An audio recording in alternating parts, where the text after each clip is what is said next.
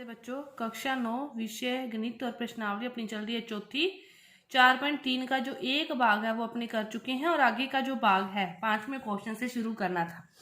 तो देखो, इस समीकरणों के लिए आपको ये ग्राफ दे रखा है और इन समीकरणों के लिए आपको ये ग्राफ दे रखा है और आपसे पूछ रहे हैं कि कौन सी समीकरण है इस ग्राफ के लिए जो सही है, जिसका ये हल हो सकता है। तो देखो, पहली समीकरण क्या है, x इक्वल टू वाई, यानी कि जो x की वैल्यू होगी वही y की होगी। एक एक, दो दो रखोगे तो दो दो, तीन तीन रखोगे तो तीन तीन। ग्राफ को देखते हैं। अब देखो, ये है एक, तो यहाँ पे इसकी वैल्यू कितनी है, -1।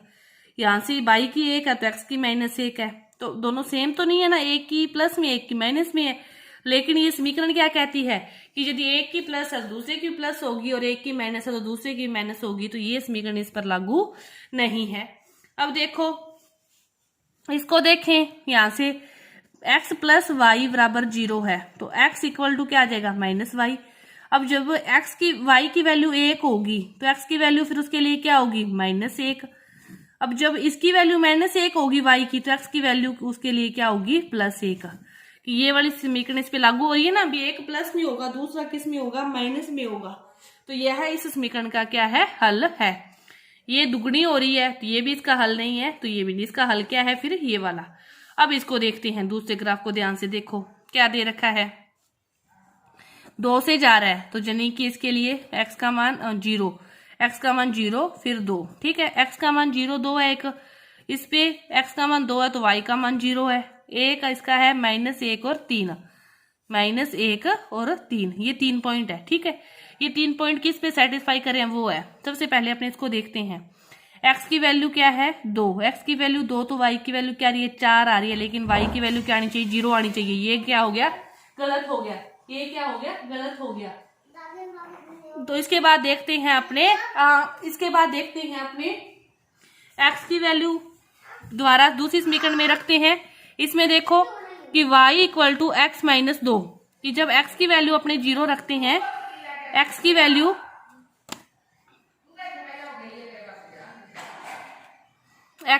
अपने रखते हैं 2, उसके लिए देखते हैं y की वैल्यू क्या आएगी। इसके बाद देखो, फिर अपने दूसरी समीकरण में देखा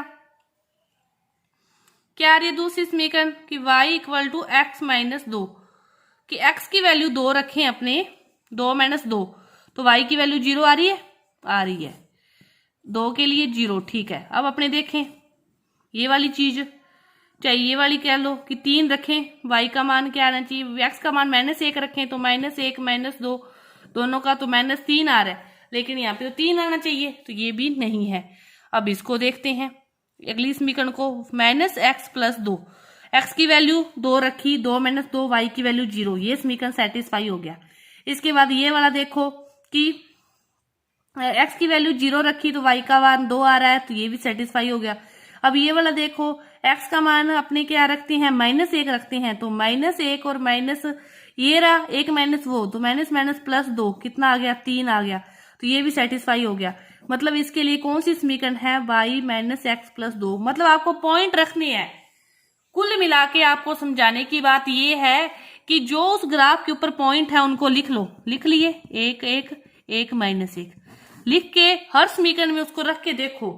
जिस समीकरण में उस पॉइंटों को रखने पर LHS और RHS इक्वल हो रहा है, तो वो समीकरण उसके हल हैं। बस ये बात है सीधी सी।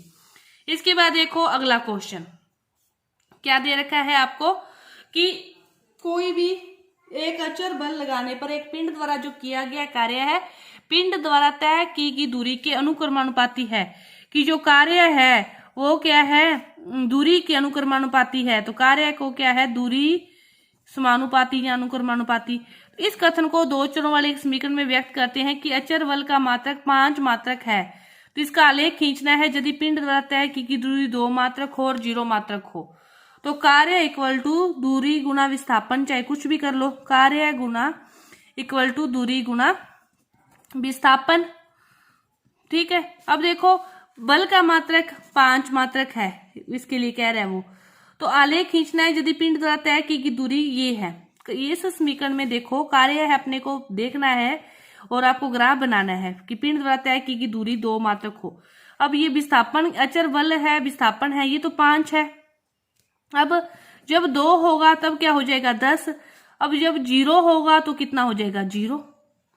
जब ये 2 होगा तो 10, अब जब 0 होगा तो 0। तो अब इसको बाद में आप ग्राफ पर 2 पॉइंट लेके 0 0 और 2 10 उसको दोनों को मिला दोगे। ये है आपका छठा क्वेश्चन। इसके बाद देखो 7वां क्वेश्चन। 7वां क्वेश्चन क्या कहता है आपको कि कोई भी 100 रुपए अंशदान देती है, कोई भी 2 लड़कियां, मान लो दोनों लड़कियां मिलकर दे रही है, एक लड़की ने x रुपए दिए, दूसरी ने y दिए, दोनों ने मिलकर क्या दे दिए 100 रुपए दान दे दिए। एक ने x दिए, दूसरी ने y दिए, ठीक है। अब इसके लिए रेखिक समीकरण बन गई, ये तो समीकरण बन गई आपके पास x। अब इसके ऊपर ग्राफ भी बनाना है, ठीक है। x की वैल्यू निकालनी है तो 100 माइनस y। अब आप यहाँ पे पहले वो समीकरण सारणी बनाओगे, कितने भी पॉइंट x y, ठीक है। y की वैल्यू यदि y 10 रुपए दे रही है y वाली लड़की, तो x वाली ने फिर 100 में से 10 गए 90 दिए होंगे। अब यदि ये 30 दे रही है तो 100 में से 30 गए तो इसने कितने दिए होंगे 70 दिए होंगे।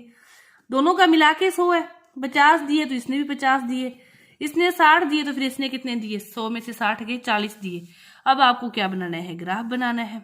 अब यहाँ पे आप 10 20 30 40 50 60 70 80 इस प्रकार 90, ठीक है। यहाँ पे भी क्या होगा 10 20 30 40 50 उसके बाद 60। x का मान 90 है, तब इसने कितने दिए 10 दिए। यहाँ पे इसने 70 दिए तो इसने कितने दिए 30, 70 और 30 यहाँ पे।